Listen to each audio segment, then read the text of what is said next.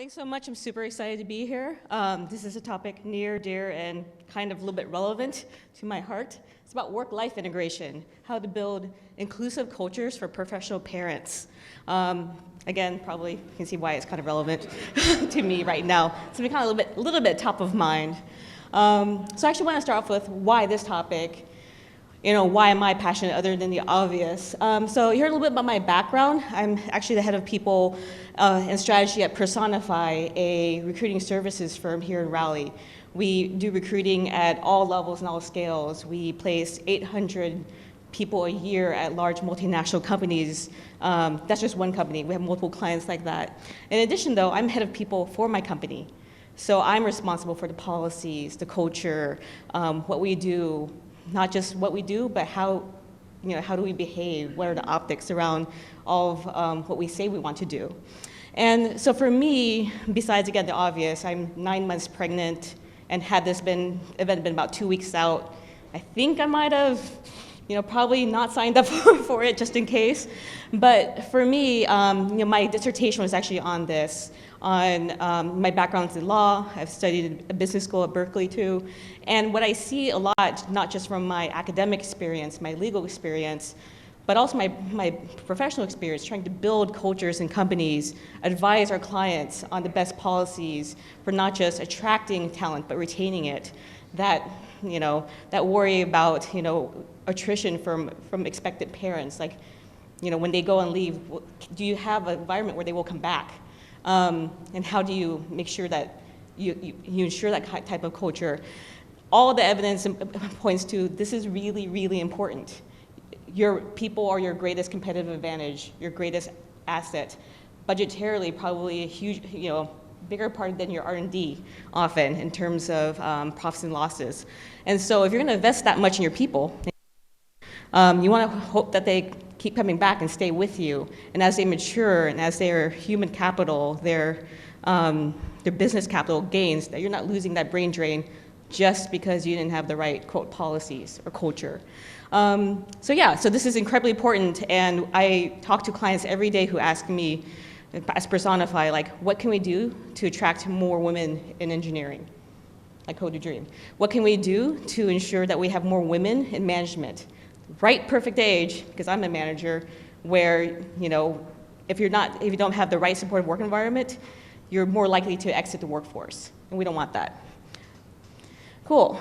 And so another thing is that this is a question that keeps popping up. We keep having discussions about it, but the conversation keeps changing. Just like, we've been talking about how maybe the laws change, but the cultural shifts, the attitude shifts don't happen as fast. So yeah, there are millennial trends that millennials, you probably saw in New York Times, they're dealing parenthood, that they feel like they can't afford kids, that because of the cost of childcare, this is something that's not an option to them as they're building their career. But when they do, this is then, of course, one of the most important things to them, right? Just as important as their job, just as important as their title. And of course, parents remain an important workforce demographic. Most parents are 25 to 40, which is no surprise, the biggest contingent of companies' human capital, from entry-level workers to mid-level managers to rising senior management.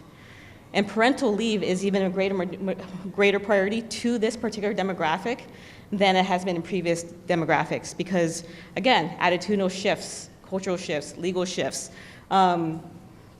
It's no longer most families are dual income, honestly, probably by necessity, but because of that, workplace policies surrounding leave, culture surrounding around, how can you operate and enter the workforce are really important. So just a few more millennial trends. Again, even though there are declining millennial birth rates in America, kind of going forward compared to Gen X, there are more than 1 million millennial parents per year. And again, dual income parents. And they tend to reject traditional breadwinning models. And so you will see a rising tide of not just focusing on maternity leave or mommy employee resource groups, but really kind of talking more broadly about parents. And here's a quote from a diversity inclusion officer from Ernst & Young, that men are really focusing on this too. And I know it's weird I keep talking about men, parents. I'm doing this on purpose because I don't want to just make it about mothers. Because there's been so much research about the motherhood penalty, about what happens when you exit the workforce and try to rejoin it, about maternity leave, about the motherhood effect, et cetera. The research shows, and I've studied this for years, that the more you talk about as parents, the more you destigmatize parental leave, make it not just available, but create a culture where men also partake of it, the more you destigmatize that for women, so that when they take leave, they're not penalized for it in their professional life. And also, I mean, we're not the only ones who are parents, mothers.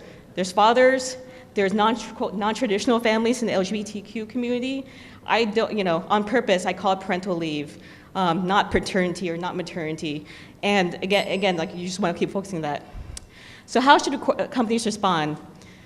The argument is to shift from reactive to proactive. Again, like, are you ready? Not just with policies and processes and a wellness room where women can pump, but the unintentional culture where you're creating like happy hours post 5 o'clock, and that's the only time you socialize.